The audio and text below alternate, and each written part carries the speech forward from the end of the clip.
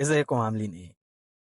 زي ما عودناكم دايما معانا في كلام في الصميم مع ابو تميم، بنتكلم معاكم في موضوعات ومعلومات وتفاصيل لأول مرة دايما هتسمعوها وتشوفوها معانا هنا في كلام في الصميم مع ابو تميم. ما تنسوش بس دايما لايك وكومنت وشير، وتتابعونا على قناة اليوتيوب والانستجرام. النهاردة حابين نكلمكم عن الارتفاع اللي حصل في أسعار البنزين، وده اللي خلانا يمكن نفكر شوية وقلنا هو الواحد لو كان معاه عربية كار ولا حصان كان برضه هيطلعوا له بفكرة ارتفاع أسعار بنزين أو فكرة ارتفاع أسعار أي حاجة في أي حتة. الحقيقة إن بداية الموضوع كانت في سنة 1914 لما كان في تسعيرة للعربيات الكارو.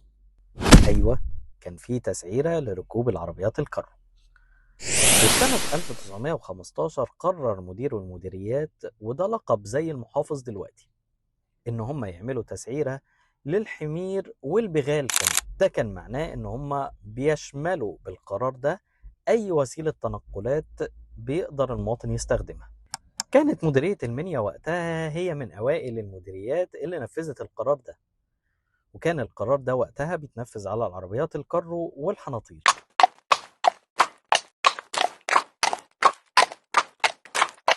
بعد كده كمان يتطبق على استخدام الحمير والخيول. الرسوم دي كانت رسوم سنوية وبتحصل سنويا، وكانت الأسعار جنيه ونص للعربية اللي بيجرها حمار واحد، وتلاتة جنيه للعربية اللي بيجرها حصان أو بغل. كمان ممكن توصل لخمسة جنيه للعربيات النقل الكبيرة اللي ممكن يجرها حصانين أو بغلين. وده خلانا نسأل سؤال، هو الأسعار دي لو كانت اتطبقت على الوقت اللي احنا فيه دلوقتي كانت هتبقى بنفس الأرقام اللي احنا بنسمعها حاليا في زيادات الوقود؟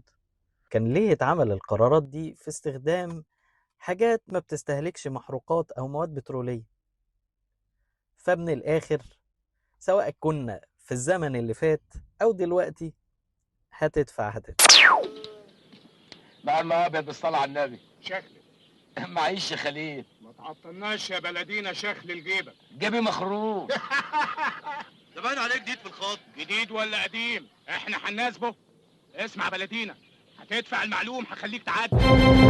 نشوفكم يلا في حكايات تاني كتير معانا في كلام في الصميم مع أبو تميم. ما تنسوش تدخلوا تابعونا على صفحة الفيسبوك، وتابعونا على الانستجرام واليوتيوب، ولايك وكومنت وشير عشان يوصلكم كل جديد.